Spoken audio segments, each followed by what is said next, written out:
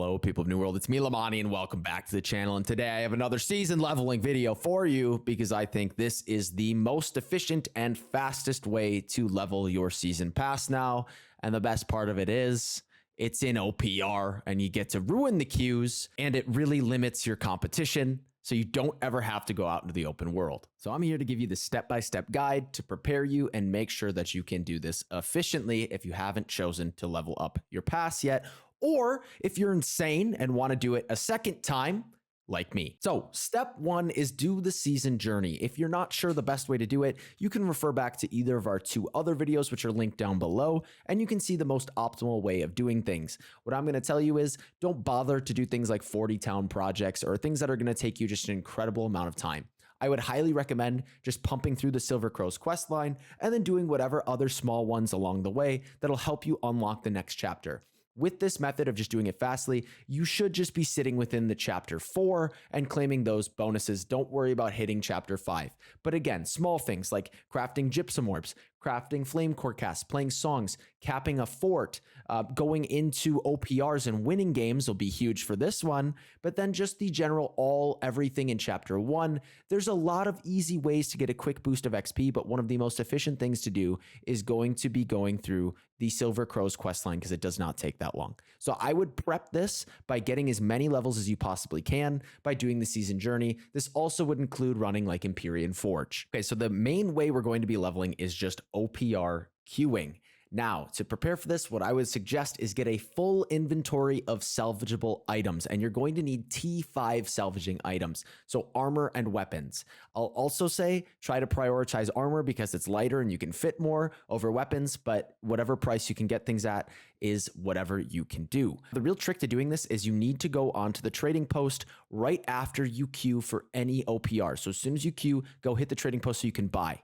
Now you'll need to sort the trading posts in a certain way. What you'll do is filter for 500 gear score items and then simply just filter the cost by clicking on the top and make sure that you have the lowest cost. This way you'll have all T5 items and you'll be buying things in a range of 5 to 10 gold a piece. I'm telling you, you'll underestimate how many things you'll actually salvage. You need a full inventory so that you can just keep chain queuing. If you ever hit a point where you're going to end up running out, you'll have to pursue some alternatives mid-game, but just try to always keep your inventory as full as possible. This is also a good opportunity if you have a bunch of junk in your storage to really go through all of that. The only other thing you need in your inventory is going to be Azoth Vials. You should keep a couple hundred on you just so that you have enough storage space so that you can carry everything into OPR. You'll probably need upwards of about 1,000 to 2,000 vials doing this method in general. Honestly, I'm at 62 and I've only gone through about 500, but you need Azoth Vials as well.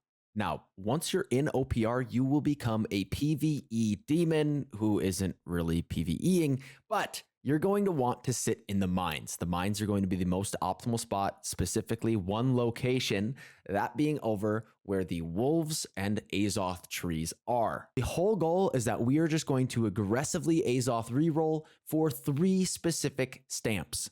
Those stamps are get a killing blow in OPR on an enemy, and that can be a PvE enemy, gather T5 resource nodes, and salvage T5 items. Those are the only 3 you should be doing. And when we're doing this method, do not prioritize getting 4 in a row because the only way to do that is going to waste time by killing up to 10 enemies. While sure, if you really needed to, you can do this.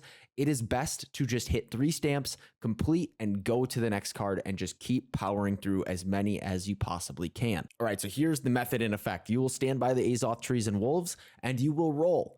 You'll roll for salvage T5 items. You'll then salvage your items if you get them. You'll then roll for gather T5 resources. You can then chop the trees, kill the wolves and skin them, or mine anything within the mines, and all of those will count towards it. So there's a lot of options so that if you have any overlap and get it again and need to do it so that you can push through to the next card, that's what you'll have to do. The only other one we'll be doing, which will be less common, is going to be get a killing blow on an enemy in OPR. And again, yes, they count on any of these PvE enemies within the mines, and we have a ton of options. You'll just do 3 and then you'll finish the card. That's it.